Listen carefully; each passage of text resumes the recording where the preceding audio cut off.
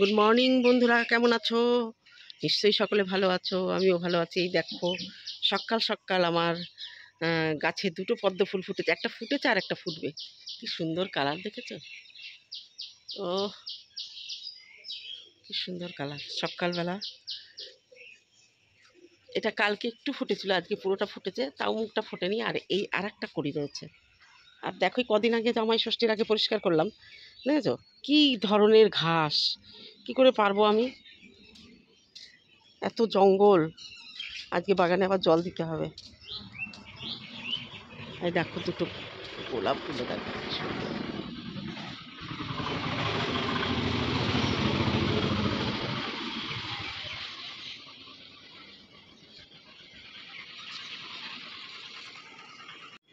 রান্নাঘরে চলে এসেছি। সকালে হচ্ছে মুগ ডাল দিয়ে লাউয়ের ঘন্ট আর রুটি হবে।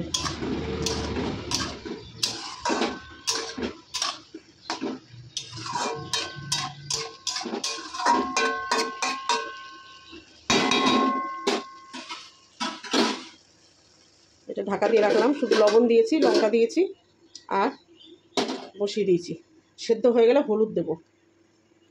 চলো তাহলে আটাটা মাখাই আছে, একটু ঠিক করে নিই। দেখো, লাউটা আমার সিদ্ধ হয়ে গেছে, হলুদ লবণ দিয়ে দিয়েছি। আর কড়াইতে দিলাম তেল। এর মধ্যে দেব এই 3টে এলাচ দানা, দেখছো ছোট। আর দেব হচ্ছে একটু জিরে। এই ফোড়ন থেকে এটা তুলে নিয়ে আমি ওই শিলে বেটে নেব, নামানোর আগে দেব। আর ফোড়নে দেব হচ্ছে শুকনো লঙ্কা আর জিরে। ওই জিরের মধ্যেই পরে শুকনো লঙ্কা। এটা খুলতো একটু, যেটা আমি ভাজবো সেটা আগে দিয়ে দেবো। একসঙ্গেই দেবো, কিছুটা ফোড়নের থাকবে। আর দিয়ে দিলাম 3টে ছোটো। বাবা, এইভাবে লাউয়ের ঘন্ট। মুগ ডালটা আগে না তেলের উপর ভেজে নিয়েছি। শুকনো খোলায় মুগ ডাল ভাজলে হবে না। ওই ঘন্ট করার জন্য তোমার তেলের ওপরে মুগ ডালটা ভেজে নিতে হবে, তার মধ্যে লাউ দিয়ে দিতে হবে। এইটুকু হচ্ছে মশলা যাবে রুটির সঙ্গে। এই তরকারিটা রুটির সঙ্গে, ভাতের সঙ্গে, রুটির সঙ্গে তো সেই লাগে। আর অনেকে নামানোর আগে একটু ঘি দেয়, কিন্তু আমি কোনো রান্নায় দেখেছো আজ অবধি আমাকে ঘি দিতে। আমি ঘি কিংবা দুধ ব্যবহার করি না। একটুখানি চিনি দেয় 2-1 দানা, কিন্তু ঘি কিংবা দুধ, আমি নারকোল, এগুলো আমার রান্নায় পছন্দ না। চলো এটা আমি নামিয়ে বেটে নিয়ে আসি। এ দেখো, এই যে হচ্ছে বাটাটা, ওইটুকু দিয়ে দিলাম আর অর্ধেকটুকু রেখে দিলাম। রাতের বেলা আমি, যেহেতু কালকে অফিস আছে, রাতের বেলা ঝিঙে আলু দিয়ে একটা মাছের তরকারি করে, ডিম মাছের তরকারি করে রেখে দেবো। আমার হয়ে গেছে লাউয়ের ঘন্ট। এবার হচ্ছে মৌসুমি রুটিটা বেলে দেবো, আমি ভাজবো। একটু ঝাল ঝাল হচ্ছে। তোর মেয়ে খেতে পারবে তো? আজকে যেহেতু রবিবার, ওর মেয়ের পড়া নেই, তাই সকালে ওর মেয়েও এসছে আমার বাড়িতে। রবিবারটা আসে। আজকে আমাদের একজন এক্সট্রা অতিথি আছে, তার জন্য জলখাবার করতে হবে। বড় অতিথি তো, ওকে আবার রাগিয়ে দিলে হবে না। ও আবার রুটিটা পছন্দ করে, ও ভাত খেতে চায় না। হয়ে গেছে। তোমরা যদি কেউ নামানোর আগে এটা একটু ঘি দাও, দিতে পারো। গরম মশলা, আমি যেহেতু এলাচ দিলাম আর গরম মশলা দেবো না।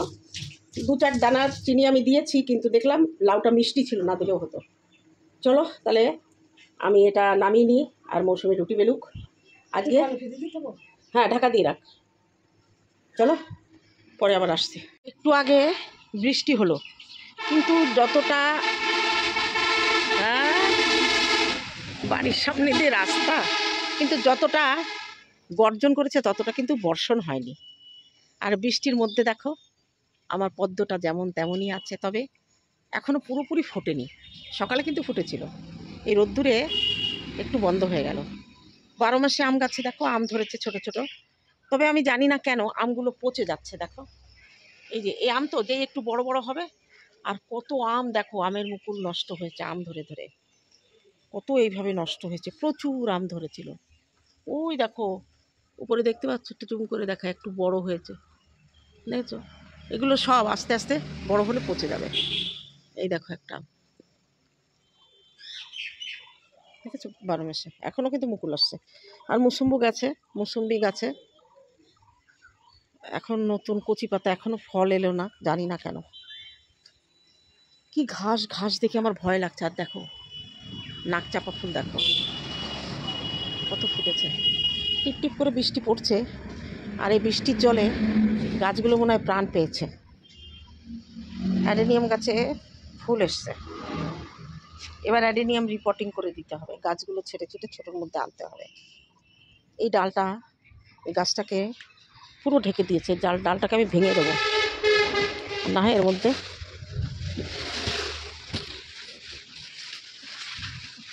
বেঁধে দিতে হবে, আর নইলে কেটে দিতে হবে। দেখা যাক কী করা যায়। চলো, মোটামুটি বৃষ্টি হলো, এখনও ডাকাডাকি চলছে, তবে দেখা যাক। আমি জানি নন্দী আমার ভিডিও দেখে। নন্দী, তোর বাড়ির সেই কচু দেখ কত হয়েছে। এই কচু কবে তুলতে হবে বলে দিস তো। একটু শীতে শীতেই তো তোদের বাড়ি গিয়ে এই কচু লাগিয়েছিলাম।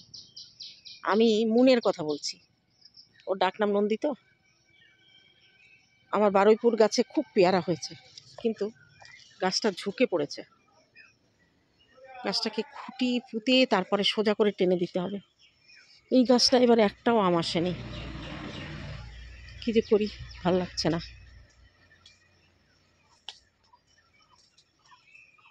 জাম গাছটা সামনে বার হয়তো জাম আসতে পারে, দেখা যাক কী হয়। নারকেল গাছ, বাবা এই সময় ক্যামেরা নিয়ে বাইরে অসম্ভব ছিল যদি বৃষ্টি না হতো। চলো এবার স্নান করব, স্নান করে পুজো দেব, দিয়ে তারপরে খাওয়া দাওয়া। বন্ধুরা কেমন আছো? নিশ্চয়ই সকলে ভালো আছো, আমিও ভালো আছি। টানা একটা ঘুম দিলাম, কারণ বৃষ্টি হয়েছে। বৃষ্টির কারণে কোনো ঠান্ডা নেই, মানে যেমন গরম ছিল মনে হচ্ছিল তার থেকে আবার একটু বেশি গরম। তবে যখন বৃষ্টি হচ্ছিল তখন একটু ঠান্ডা হয়েছিল। তা ঘুম থেকে উঠে যথারীতি সন্ধ্যা দিয়ে চায়ের নেশা চেপে গেল। তা চলে এসেছি চা করতে।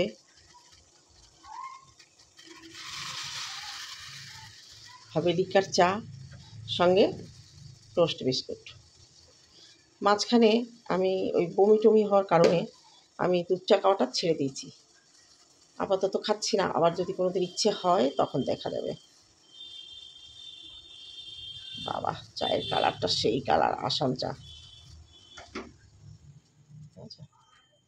কালার দেখেছ? হ্যাঁ, খাচ্ছি কার দৌলাতে। এই চাটা আমার ছোটো জামাই আমাকে গিফট করে। ওর বাড়িতে এক এক কার্টুন আসাম থেকে চা কেনে, এক একবারে এক এক কার্টুন। এমা, কম হলো কেন? জল কি অতিরিক্ত ফুটে? না, ঠিকই আছে। হয়ে গেল লিকার চা, রং দেখেছ? চলো এবার বিস্কুট নেবো, নিয়ে চা খাবো। এই ঘরে নিয়ে এসে একেবারে রেডি হয়ে বসলাম। এই হচ্ছে আমার ফাইনাল লুক। খেতে ইচ্ছা করছে লিকার চা আর সঙ্গে টোস্ট। তা মোটামুটি আজকে ঘুমটা হয়ে বেশ ফ্রেশ লাগবে। ঘুম দরকার, কম ঘুমানো স্বাস্থ্যের পক্ষে ক্ষতিকর। আমি যেটা বুঝলাম, জানি না ডাক্তারি ভাষায় ঘুমানো ভালো মানে কি, যথেষ্ট পরিমাণে ঘুমাতে হবে। আমার নাতনি এসে আমার পিঠ চুলকানিটা কোথায়, ও আসলে ওই জিনিসটা হয় ভাঙবে না হয় হারাবে। আমি ফোনে জিজ্ঞেস করেছিলাম, বলছে আমি নিইনি, অথচ প্রত্যেকবার ওটা নিয়েই অশান্তি হয়। তাই চলো চা খেতে খেতে দুই একটা, এই যে আমি ভিডিও করতে বসলে আমার পিঠ চুলকাবে, জানি না কেন, এটা আমার বদ অভ্যাস। যাই হোক, ওয়াইটির বাজার এখন ঘর ছাড়া, সংসার ছাড়া, স্বামী ছাড়া সব চলছে, পালা চলছে। যখন একজন স্বামী ছাড়ছে আরেকজন তাকে বলছে, আবার সে যখন স্বামী ছাড়ছে লোকে তাকে বলছে, সেটা হজম হচ্ছে না। কন্ট্রোভার্সির মতো হচ্ছে, ওদিকে আমি যাচ্ছি না। দেখি মাঝে মাঝে খারাপ লাগে। মানুষের যখন খারাপ সময় আসে না, তা সব দিক দিয়ে খারাপ সময় আসে। আর একটা কথা মনে রাখতে হবে, তুমি যদি কাউকে কাঁদাও তোমাকে কাঁদতে হবে, তোমাকে কাঁদতে হবে। আমাকে কেউ বলছে সেই জন্য আমি বলছি, শুরুটা কে করেছে? প্রথমে শুরুটা তো করেছিল না। যাই হোক, কর্মা ইজ ব্যাক, বারবার সেটা প্রমাণিত হয়। আমি বুঝিয়েছিলাম, তাতে আমি অনেক জ্ঞান দেওয়ার, কেন এত জ্ঞান দিই এরকম শুনেছিলাম। তো যে যার মতো করুক। তবে একটা কথা, হিটলার, তারও পতন ঘটেছিল, ধসে পড়েছিল তার তাসের সাম্রাজ্য। একের পর এক জয় করা রাজ্য, শক্তি, মনোবল, মানব শক্তি, সৈন্য সব একে একে তাকে ছেড়ে চলে গেছিল। কাছের মানুষগুলো দূর হয়ে গেছিল, পাহাড়ের গুহায় আত্মগোপন করে তাকে থাকতে হয়েছিল। তার শেষ পরিণতি সত্যি ভয়ঙ্কর। তাই এত মানুষ, সাধারণ মানুষ, এদের পতন অনিবার্য। বেশি বাড়লে পতন অনিবার্য। দিনের পর দিন মানুষকে কাঁদিয়ে সুখের ভাত খাওয়া যায় না। ওই জন্য বলি, কন্ট্রোভার্সিটা ছেড়ে দিয়ে সত্যি সত্যি আমি আজকে হালকা মনে হচ্ছে নিজেকে। তবে যারা করছে করুক। চলো চা খেয়ে নি, চা তো খেতে হবে।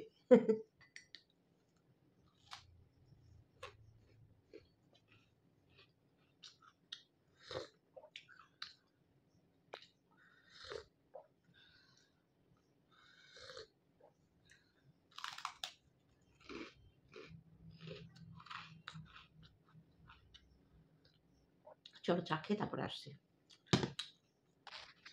চা খাওয়া শেষ হলো, তারপরে একটু জিরে জোয়ান গালে দিয়ে খেলাম, কারণ কিছু খাওয়ার পরে পান খাওয়া অভ্যাস ছিল। তা দীর্ঘ 1-2 বছর হতে গেল আমি পান খাই না।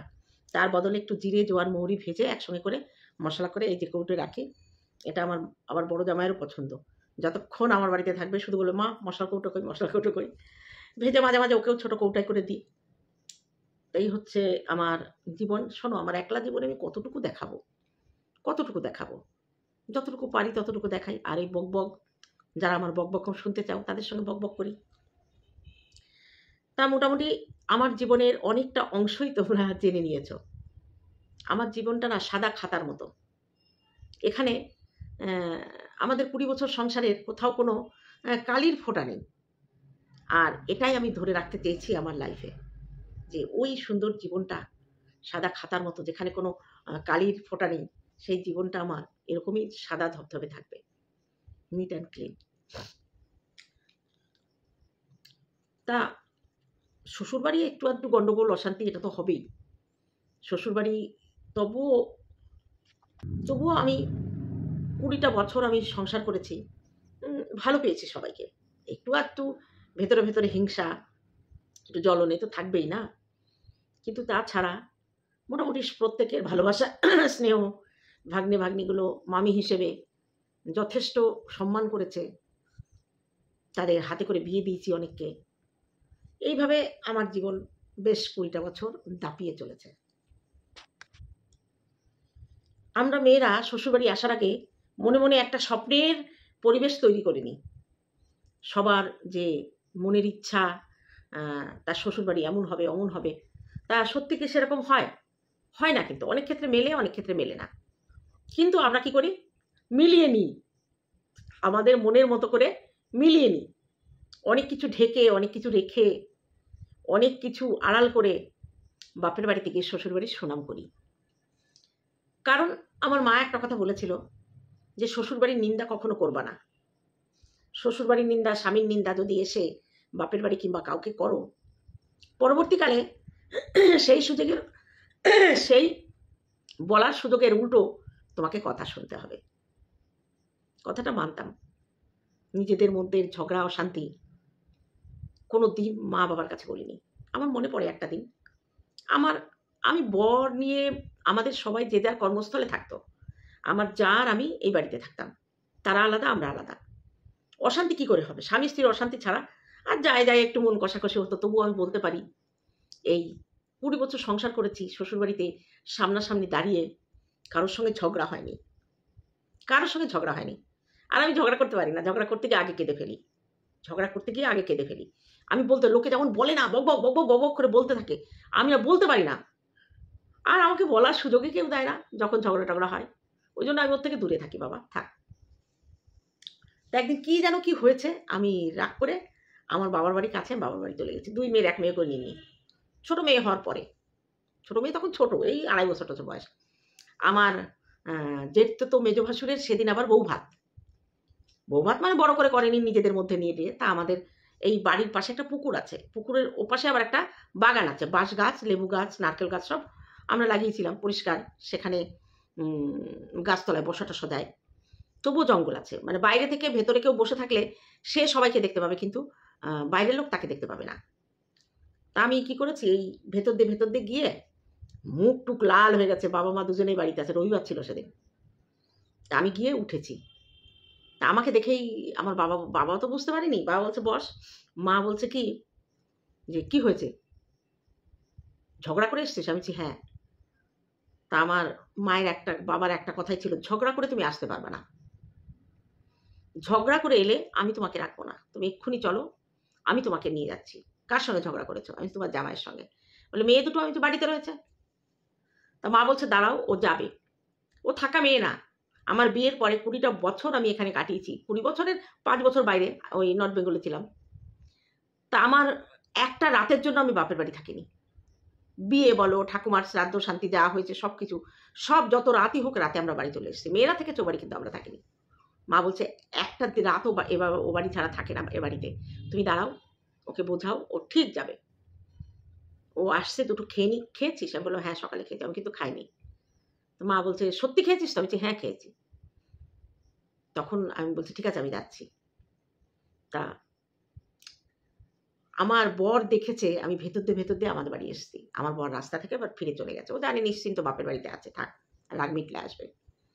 তা আমি আবার ওই ভেতর দিয়ে এসে আমাদের ওই পুকুর পাড়ের বাগানে চুপচাপ বসে আছি, আমি যে আসিনি, বাড়িতে আসিনি, আমার রাগ মেটেনি তো।